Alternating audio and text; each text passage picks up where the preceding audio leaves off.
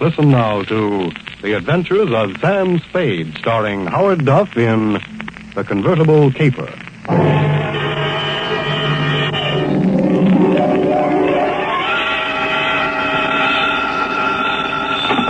Sam Spade Detective Agency. Me, sweetheart. Sam, I knew you'd have the courage to come back and face it. Well, I'm back, Effie. What shall I face first? You didn't do something else, did you, Sam? Besides what? Besides running away with that woman in a stolen car. You're a little mixed up, Effie. The car was stolen from her. You mean it was her own car? Well, not exactly, Effie. You see, she stole it from somebody else, and then somebody stole it from her, and then I got it back for her. Well, it must have been quite a car to be worth all that trouble. It wasn't so much the car, Effie, as... Body? Sam, I don't understand. Think it over, sweetheart. I'll be right down to dictate my report.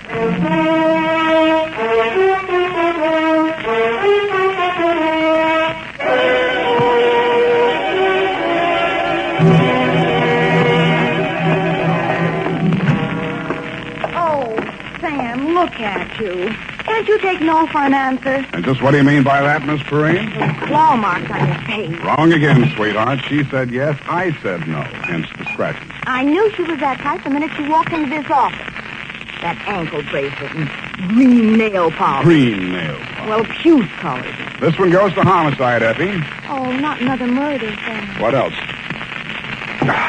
To Detective Lieutenant Dundee from Samuel Spade with license number 127596. Subject, the convertible caper. Dear Dundee, it had been a dull morning, but just before lunchtime, things began to brighten up. Her clothes looked like money, and what they were wrapped around looked even better. She eased herself into the chair I pushed up for her, rattled about $1,000 worth of charm bracelet at me, and after she'd arranged her legs, mouth, and eyes to our mutual satisfaction, she allowed me to hear the sound of her beautiful voice.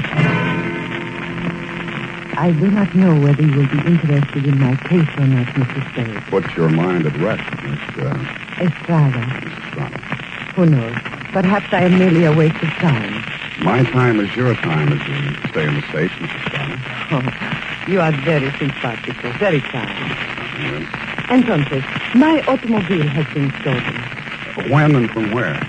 Last night, after midnight, while I was checking in at the Hotel San Rafael, where I am staying, I foolishly left it parked outside with the keys in it. Have you reported this to the police? No. I suggest you do. No. No? No. Well, why not? Because I stole it from another. Oh, I see. No, but you do not yet know all. If the police find the car and notify the one from whom I stole it, then that one will know that I am in San Francisco. And that's bad. Ah, it must be bad. If he finds out I am in San Francisco, then he will come here and kill me. That is why I must recover the car rapidly and without the police. You will be glad to help me. Be very pleasant, Mrs. Estrada, but hot cars are not exactly in my line. You wish that I don't think anybody would murder you just for stealing his car. Oh, not for the car, no. Already he tried to kill me once, twice, 3 times. So I take the car and drive away rapidly. Away from where? Mexico, state of Chihuahua, where this pig resides who wishes to murder me. Why? Oh, he drinks. He becomes a beast. He accuses me of... Look here on my shoulder, the scar. Well, already he cuts me with a knife. Uh-huh. Now you have seen something that changes your mind about me, huh? You see that I am sincere. Why, Mrs. Estrada, I never had any doubts. Oh, please. I am without friends. You will call me Nietzsche, I guess? Yes, indeed, Nietzsche. Bueno, now we are friends. In the car is sitting the pig. Hey, what's this pig's name? Pig is the only name I will honor him with. Pig. Pig. Yeah, what make of car is this? Leonza. You know this kind of car? Yeah, it's a foreign car. I've seen a few around. This must have set the pig back several $1,000. Huh, he steals everything. Listen, my darling, please notice. Around here is pink with blue fenders. Not anymore. That's the first thing a car thief changes, the paint job. Any other distinguishing marks? Distinguishing marks? Yes. I would think. It has a radio. You don't say. Uh-huh. And it has 2 windshield wipers. Uh-huh. Well, I'll buzz around, meet you. If I find anything, I'll let you know. My fee is... Yes. Yes, that is something else. I have no money. Oh, that's great. That's just great. But I am sincere. You said so. Look, my darling, take this. It is worth very much. See? This little charm alone. Platinum set with diamonds. Worth very much. You will keep it until I pay you, eh? Adios, Father. Hasta la vista. She thrust the charm bracelet into my hand, bit me on the ear, and departed. I put a Band-Aid on it, ran some cold water over my head, poured myself a stiff slug of bourbon, and examined the bracelet. The dangle she pointed out was a white metal disc with a monogram in diamonds, two vertical bars with a horizontal one on top. It was the Greek letter pi or the initials PT, depending on who had stolen it from whom. I knew it was at least worth my fee. I dropped it into my pocket and went out. My first stop was over on Mission. The sign on the building says, Masterpiece Auto Painting, Joe Rembrandt, proprietor. Sam, long time no see. Hello, Joe. Got something you want painted? No, but I think you may have painted something I want. Sam, you know me. They drive them in the front. We spray the paint on them and push them out the back. No questions asked. That's quite a turnover, Joe. Yeah, we're going big time. Got the exclusive now for the syndicate work in the hill. Is that right? Yeah. What are you looking for, Sam? A murder car? Could be. It's a custom job, foreign car, Deonza. Hey, here's what it looks like. Yeah, convertible. Sure, come in this morning. Two-color job. Which two colors? Canary yellow body, baby blue fenders. Yeah, quite a car, Sam. Quite a snazzy heap. Heath, huh? Yeah. Is that what you want to know? It was. Happy Herman Heath was one of the biggest used car thieves in the city. As I got off the streetcar in front of Happy Herman's lot, a flash of canary yellow paint caught my eye. I strolled down between the rows of cars and found it. Yes, sir, Heath's the name. Happy Herman Heath. Every car on this lot is in perfect mechanical condition. Take your choice. Kind of hard to choose, Herman. There's so many here. Yes, sir. It takes a heap of heaps to make a heap of heap. Yeah. That yellow job with the blue fenders there? Oh, yes, sir, but the motor in that car, it does need some work. Now, over here... Does it run? Oh, yes, it'll run, but over here... This is more what I want. Let me try it. Sounds all right to me. Oh, idling, yes, but needs some work in the transmission of the differential. Mind if I drive it around the block? Well, the mechanics are just about to work on it. Besides, I'm afraid this car is more than you care to invest. Well, let me try it out anyway. Here, I'll leave a deposit. I reached in my pocket for Meech's charm bracelet. He took one look at it, and his expression changed. Well, why didn't you say so? No deposit is necessary. The car's yours. Drive it as far as you like. Thank you, Herman Heath.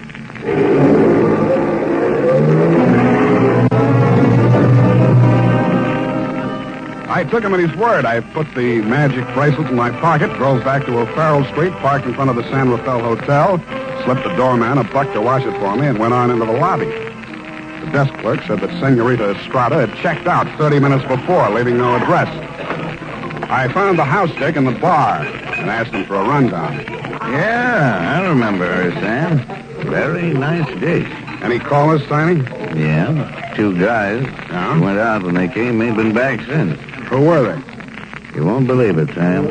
One of them was Tom Carey. What's he doing in San Francisco? He's wanted for murder. And I don't know, but there must be plenty in it if you brought him back across the border. He's staying here? Yeah, room 613. Do me a favor, will you, Tiny? Anything at all, Sam. There's a car parked outside in the loading zone here. Stow it in the hotel garage for me, will you? Upstairs, as far out of sight as you can get it. I went upstairs and rang the buzzer at room 613. The door was opened by a little dark-complected man with hard eyes and Indian features. There was a mean-looking knife in his hand, but he put it away at a nod from Tom Carey. How'd you find out I was in town? Not from Meecha. I don't know how much she told you, Sam, but if she told you this much, she was 11. It's $1 million caper. And you know some of the things I've done for less. What's in it for me? What'd she pay you? Nothing. She left this charm bracelet in Hock. Now, boss, I caught him now. Shut up, Parker. Give me that bracelet. Mine. Watch it, Tom. Don't crowd me. I got something bigger than this, or you wouldn't be here. All right, Sam, what do you want? I want to hear you talk. I guess you know I've been down Mexico way. I'm listening. I got a little business down here, garage business. Running hot cars across the border from the States? We cool them all. Little body work and his serial number, like plastic surgery. Sounds like a good business. You shouldn't be neglecting it. You met the dame. She says you want to kill her. I was off my trout. I scared her. I didn't mean anything. I thought I could scare her into sticking around. I'll let Parko nick her shoulder a little bit. Oh, just a little bit. Yeah. I figured her wrong. I know that now. If I could see her for 5 minutes just to talk to her, I know it'd be okay. I can't help you, Tom. I want to talk to her myself. Listen, she hasn't got a penny, only that car. She figures I'm peddling that. Not anymore. She already stole it?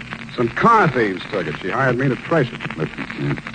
Maybe broke in a strange country. I'd look good to her again. Here's $1,000, Sam. Oh, this is so sudden, Tom. Nothing. When you see her again, give her that bracelet back, huh? It was a present from me. And whatever you do, don't find that car. Okay, Tom, it's a promise. Thanks, man. Only one thing I don't understand. You said it was $1 million caper. I meant that. She's worth $1 million to me, Sam. The girl, Tom, or the car? Oh, I wish you hadn't asked that question, Sam. I really do.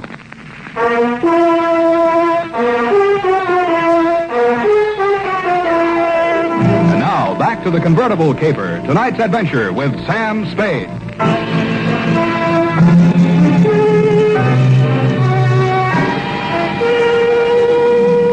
When Tom Carey said $1 million caper, he meant just that. He never risked a rap for less than $100 grand, and no dame that ever lived was worth more to him than a hot mink coat. If Nietzsche wasn't the $1 million package, the car was. I didn't know what was in it. With Tom, it might be diamonds, dope, smuggled Chinese, or just plain money. So I went back to the hotel garage. Number 1279. I climbed the long, curving ramp to the second floor and found the canary yellow Deanza convertible crowded in behind 4 ranks of cars at the rear of the building. I started to work on it. Nothing in the luggage trunk, nothing under the seats, under the upholstery, and the door panels, nothing anywhere. Then I got Tiny Stover, and the two of us went over it a second time. It's a cold lead, Sam. It's not, I know it's not. Now think, Tiny, what's different about this car? Well, solider built than most. Good body work. I don't know. Hey, here's something. What? There's a hole punched out of this fender over here. About the size of a quarter. Let me see that. Yeah, right here. It curves under, see? Yeah. What's that you got? Charm bracelet. Did you say this dangle on here was what was cut out of that fender? Let me see. It fits. Fits even the curve. Yeah. What does it mean, Sam? The dangle on the bracelet is solid platinum. Hey, Sam, are you trying to tell me the fenders on this heap are solid platinum? You got a pocket knife, Tiny? Yeah. Thanks. It shines. Sam, is this a hot car?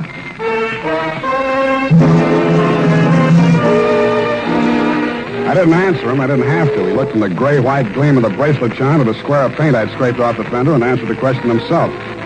Nietzsche's convertible was convertible in more ways than one. It was about the hottest car in San Francisco as of that moment. After I'd left the garage, I tried to phone Tom, but he wasn't in. I had an uncomfortable feeling he was out looking for me. He was. As I stepped out of the phone booth, there was a rush of air past my left ear. A knife stuck in the wood less than an inch west of him. I came out in the street and found to see him duck around the corner into an alley. I ran after him. I collared him and stood him up against the wall. Let me go. I cut you down. What do you know about that car? What do you know about that car?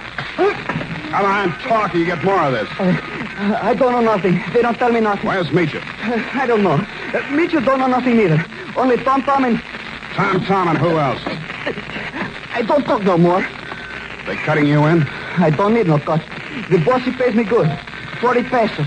Sometimes more. Work for me and I'll cut you in. I cut you to pieces. The boss treats me good. Sure, you do all the dirty work. There's any trouble, you'll take the rap. What means rap? They put you in a little room and squirt gas in you. You fall dead. Gas? Tom do this? He does indeed. Venga. Come, I take you to see the man. Su nombre es Felix. I think he will be very happy to see you.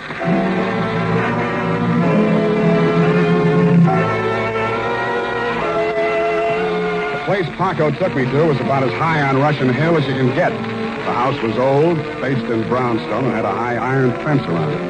On the gate was a nameplate, H.H. Lovelace. When I opened it to go in, I noticed that Paco was no longer with me.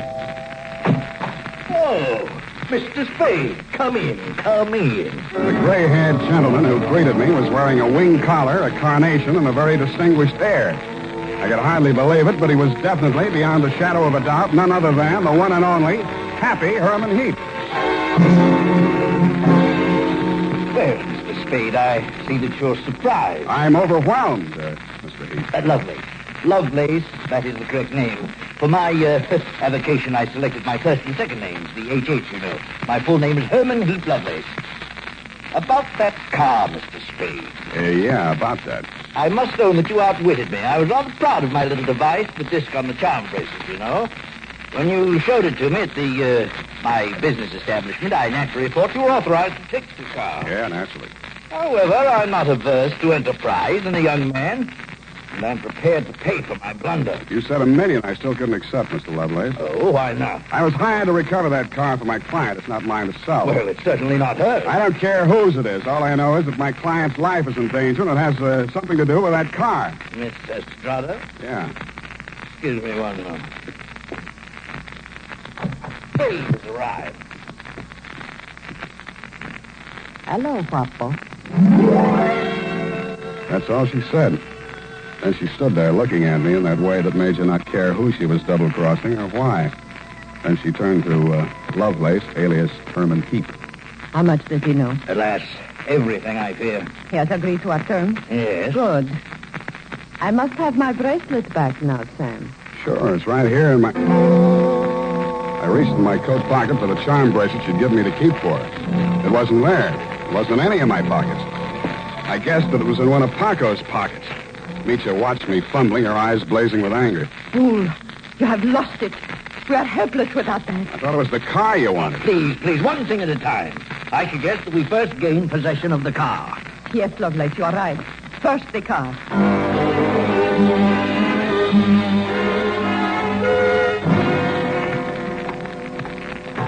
Ah, yes. This is the car at last. A princess in vulgar raiment, but still a princess.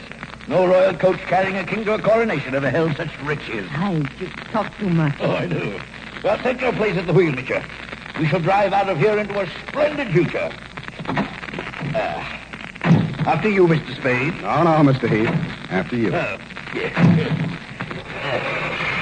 Ironic, isn't it, that with all my varied interests, I've never learned to drive a car. Será tu poco, viejo. You seem kind of shaky, Mitya. You sure you can handle the car down the ramp? I'm very good driver, Guapo. Mitya, stop! Put on your brakes. There's a man coming up the ramp.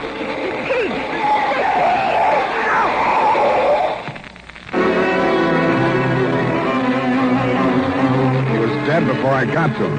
As I leaned over him, I saw the bracelet lying beside his hand. I picked it up and walked back to the car. Mitya and Herman Heap Lovelace were sitting in stony silence, glaring at each other. Is he dead? Yeah. Was the bracelet on him? I didn't look. Lovelace, go and frisk him. Must I? It's very distasteful to me.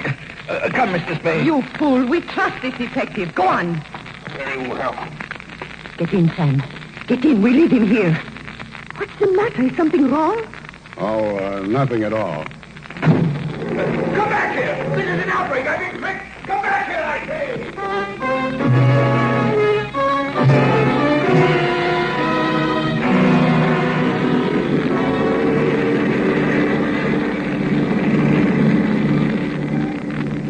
Please, Guapo. A cigarette. Sure. Here you are. Gracias. De nada. I saw you pick up the bracelet. I meant that you should share with me. That is why I gave you the bracelet in the first place. I liked you.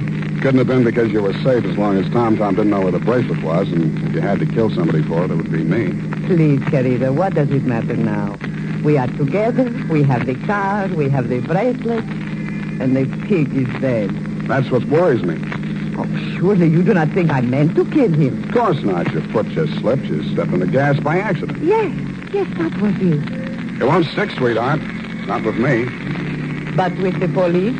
My story won't help you. I don't know enough. Oh? Then I tell you everything. I was with Tom Tom for a year. I hated him 365 days. I tried to run away. Always that Paco came after and brought me back. Then, Senor Lovelace came with the car. Senor Lovelace had much money, but he could not take it from the country. So he bought, sold platinum. Some he received from refugees who had sent their fortunes abroad in that form. But there was no safe way to get it across the border. So for a cut, Tom had the platinum made into fenders and welded onto the car. Why was the bracelet so important? It was too dangerous for Lovelace to bargain directly.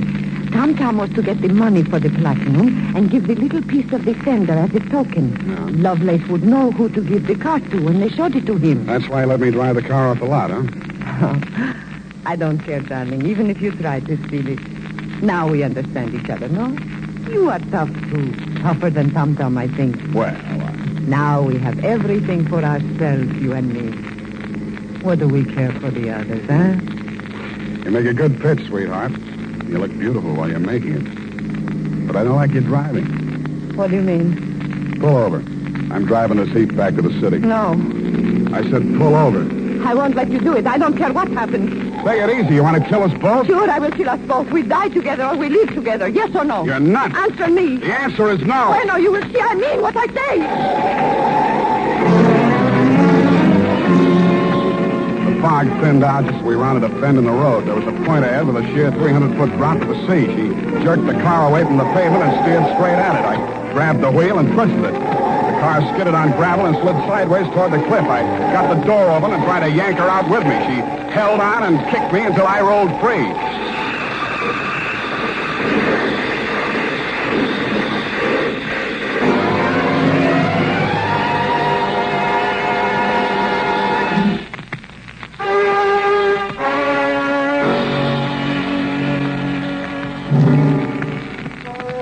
She didn't look very beautiful when I saw her for the last time.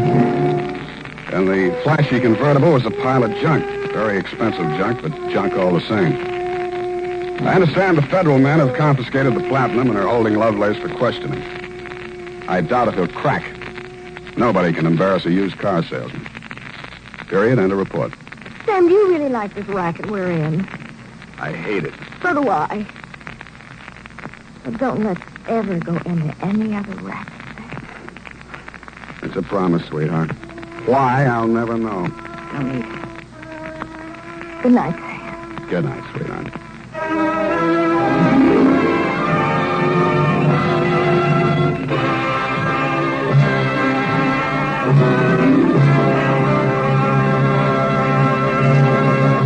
The Adventures of Sam Spade, Dashiell Hammett's famous private detective, was written for radio by Bob Tolman and Gil Dowd, with musical direction by Lud Gluskin. Sam Spade is played by Howard Duff.